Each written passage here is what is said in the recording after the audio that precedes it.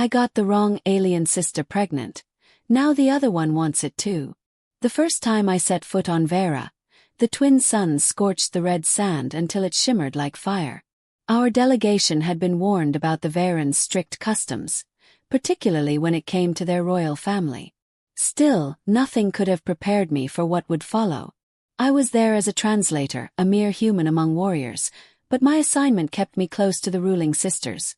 Princess Lyra, the fiery one with emerald eyes that pierced through armor, and Princess Kaelith, her softer, quieter twin whose smile carried a dangerous sweetness. Both looked nearly identical, silver hair cascading down to their hips, skin faintly luminescent under the twin suns, but their personalities were as opposite as night and day. Lyra was the blade, Kaelith the silken snare, and somehow I had entangled myself in both. It began after a long council meeting. Tensions between humans and Veyrans were easing, and wine flowed freely to celebrate. I should have left early, but Kaelith lingered, drawing me into hushed conversation about human customs of courtship.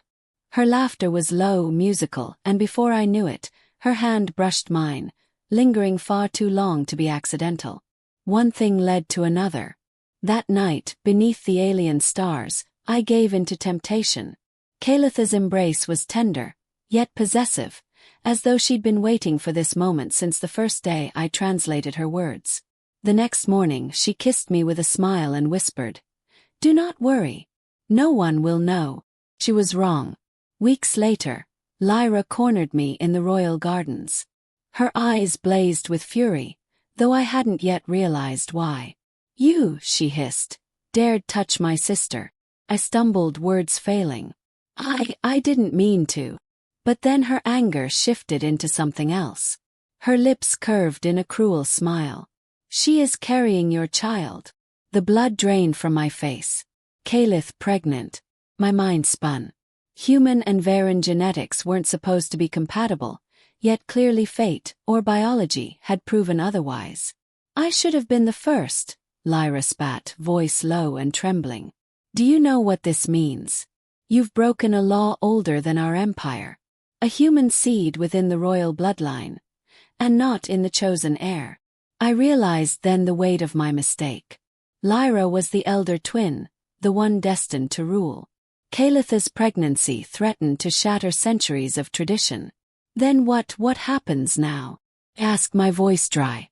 Lyra stepped closer, her breath hot on my cheek. "Now, you correct it." That night, I found myself summoned to Lyra's chamber. She wore ceremonial robes, crimson and gold, the colors of conquest. The fire in her eyes was no longer anger but something raw, demanding. "You will give me what you gave her," she declared, voice steady. "If Kaelith bears your child, then so will I, otherwise, the council will see her offspring as the sole heir, and I will be cast aside." I shook my head, torn between guilt and disbelief. "You're asking me to." "I am not asking," Lyra interrupted. "I am commanding." For a moment, I saw the warrior princess in her, unyielding, unafraid. But beneath that steel was desperation, the fear of losing her place in the stars. Against every rational thought I obeyed. Days blurred into weeks. Whispers spread through the palace, though none dared speak them aloud. Kaelith glowed with quiet joy, caressing her stomach as though she were carrying destiny itself. Lyra, meanwhile, carried herself with iron pride, though I caught glimpses of softness when her hand drifted unconsciously to her abdomen. I was caught in the middle, a human tangled in alien politics, passion, and lineage. At night I lay awake, wondering how I, a translator, a nobody, had become the father of heirs to an empire not my own. The breaking point came during a council gathering. The high priest declared Kaelith's pregnancy a divine omen, proof that the bloodline was strong enough to bridge species. Murmurs filled the chamber. Some bowed in reverence. Others glared with venom. Before dissent could rise, Lyra stood, voice ringing out like steel against stone. "Then let the omen be doubled," she declared, stepping forward. "For I too carry the human's child." The chamber fell silent. Dozens of eyes turned toward me, burning with judgment. My heart hammered in my chest. 2 sisters. 2 heirs. Both bound to me. The priest lifted his arms, trembling. This has never happened before. Lyra's gaze locked on mine, daring me to flinch. Kaelith's eyes softened, as though she feared I might regret it all. But in that silence, I understood something deeper. Whatever laws I had broken, whatever chaos I had caused, I had become part of their future. A bridge between species, a father to more than heirs. That night, the sisters came to me together. Kaelith rested her head on my shoulder, whispering of love. Lyra stood tall, reminding me of duty. 2 forces, different yet inseparable, bound by blood and fate. I realized then that I hadn't just changed their lives, they had changed mine. And as the twin suns rose over Veyra, casting fire and gold across the horizon, I knew the galaxy would never be the same. That night, after the council's stunned silence, I found myself standing between the sisters in the quiet of the palace balcony. The twin moons hung above us, silver and cold, watching like silent judges.